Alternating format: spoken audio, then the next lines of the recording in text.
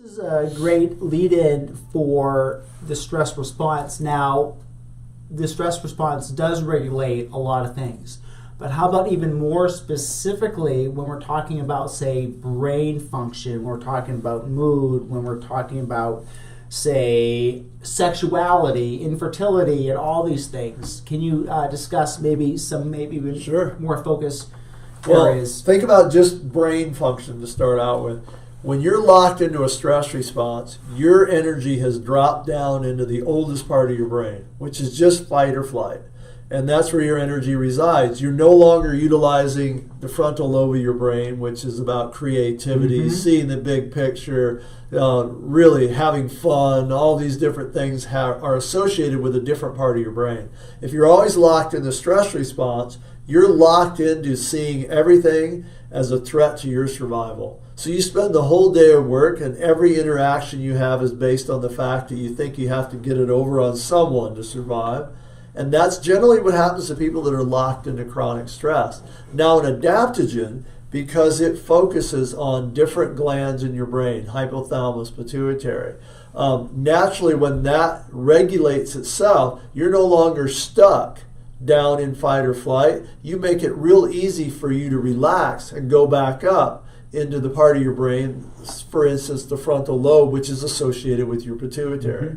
It makes it easier to go back into parts of your brain that have to do with higher thought, higher thinking, calm, having fun, that type of aspect of your life. And so it changes your brain in how it energetically communicates with each other, something they call coherence. And that means your whole brain is activated and not just a part that tells you that you're in danger. And that's one of the best parts about it, because once you do that, once your whole brain is activated and communicating, then it affects your mood, because even your mood is associated with certain glands in your brain and the chemicals that are predominantly made in that area of your brain. You'll have more of a dopamine response if you're in the frontal lobe of your brain, more of an acetylcholine response in another part of the brain. There's different aspects of your brain that if they're all turned on and it's flowing, then you have the best possibility of feeling how you want to feel, which is uplifted and in the moment and having a little bit of fun. Yeah, I can relate to that because I know during my time in my life where I had significant stress, besides not sleeping, there's that brain fog. I just can't focus at all, and my ability to focus was very short term, and I would be easily distracted, and I would have brain fatigue. And that was a very difficult, very frustrating thing because I lost that creativity, that drive, and I realized it affects everything else in your life. Oh yeah, so you're constantly stressed, then you're not digesting your food properly, and you're probably eating too much sugar, and then you're not making most of the chemicals your brain needs to actually feel uplifted and relaxed anyway. Like serotonin. Everybody thinks serotonin's a brain chemical. Well, yeah, it is. It's a neurotransmitter, but where do you produce that? It's in the gut. It's in the gut. It's in the gut. And if you're not eating the food that helps you with that, and you're stressed and you're not digesting and processing, and you have too much inflammation, what happens? You don't have enough serotonin. Yeah, and it's interesting because we realize there is more going on with the gut and the brain. So we're finding in the functional world and outside of the conventional that the gut relates to everything. So there's a gut-brain axis, a gut-skin axis, and when we talk about mood, we're talking about dopamine, serotonin. There's about, I can't remember, it was about 80 to 90% of the serotonin is produced in the gut, the enteric nervous system, and also dopamine is about 40%. Of course, there's a link between the vagus nerve and the brain, how it all communicates. You've heard that saying, I have a gut feeling. Well, listen to it. It's not the brain chemicals, it's the gut chemicals. The gut chemicals. And it's fascinating because almost every adaptogen now in latest research is associated with one of the neurotransmitters. So why is that? Because there's neurotransmitters in that herb? No, I think it's just because it makes that gland in that part of your brain healthier. And when you're in a relaxed, healthy state, your body produces what it needs to produce to stay in a state of balance. When you're stressed, your body doesn't produce anything. When you basically go into full-on stress, it shuts off the ability to regenerate anything. And so, but that's the mode most people are locked into. They're locked into that state to where their body cannot regenerate and produce the things they need for normal living and just survival. So let's talk a little bit about stress and the taboo sex function. As we know, stress, the last thing your body wants to do is reproduce when you're under stress. Right. And what are we seeing today? Because we're in this chronic underlying state of stress, the body does not know the difference between an argument you had with your spouse, stuck in traffic, financial problems, or being chased by the lion. It doesn't know the difference. The body's response is the same. And if you have this chronic underlying stress going on, how does that affect not only gut health, but your sexual health? Well, you know, in Chinese herbology, your sexual energy is part of something called Jing, which your kidney adrenal is the main driver for that. And so if your adrenals are imbalanced due to overproduction of chemicals due to stress response, then it's like having your car battery maybe running at a 10% charge. Your car is going to suffer in some way, and one of these days it just won't start. Right? There won't be that power source there. And that's what you kind of look at, the adrenals in Chinese herbology. They look at your adrenals as the battery in the middle of your back, lower back, that powers up your reproductive system, is involved in the health of your skeletal system. It's involved in powering up your brain. And so when that becomes weakened or it's imbalanced due to too much stress and outlay of different hormones and it can't go into recovery, your whole sexual energy suffers. You get brain fog. There's all these different things that happen to you. One of the most common ones is you have this unending backache that people think they've always injured themselves, but generally it's just a loss or a lack of energy in a certain system of your body. Yeah, and we also know that the HPA axis, when it comes to musculoskeletal health, can affect that too. And when you're under chronic stress, your body is not there to reproduce. It's not there to digest. It's there to deal with the stressor at hand. And we realize that working on the stress response, again, as you said earlier on, 80-90% of health complaints or things that we deal with comes from our reaction to stress. Stress. You know, I have a great story. I was on vacation once in Costa Rica. And normally, when I was living in LA, I'm in traffic every day, I'm in stressful work, all this. I used to get a lot of headaches from eating eggs. And I thought maybe I'm allergic to eggs, I should never eat them. And then I went on vacation in Costa Rica, and if you've ever been there, standard breakfast is black beans, rice, eggs, tortillas, right? Every day, breakfast. It's just what it is, right? Never got a headache in Costa Rica. Laying on the beach every day and having my eggs for breakfast, never had a problem. You were on vacation never and no stress. Never had any problems with my digestion. Never had any problems. Imagine that. Then you came back to the real Came world. back, had an omelet, went to work, got a headache. Yeah, imagine that. So stress in your nervous system has a major impact on everything. And the first one you notice right away is digestive issues. And what are some of those digestive issues people may start dealing with when everything is taken away? So basically the stress response actually decreases, if you want to get a little technical, something called secretory IgA. And this is a lining on the gut that is the first response to any stressors. And any change in that actually breaks down the gut lining, which we've talked about before, which you can start having intestinal hyperpermeability or a leaky gut. And that can lead to at least some gut symptoms. You can have gas, bloating, indigestion. Certain foods may cause brain fog, fatigue, and just lack of energy. And again, it all starts there when you have that breakdown, the stress causing that. You break down the stress, and you know, it's common in Chinese medicine that we deal with a lot of people that have what they call GERD or acid reflux. And surprisingly, how they deal with that is just through stress formulas.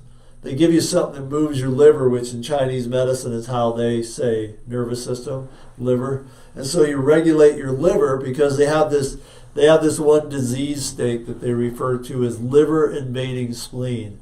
Basically what it means is that you're so uptight that your liver doesn't let your food move through your system. It just sits there. And it sits there for 3 times longer than it's supposed to because you're so tense, nothing's moving.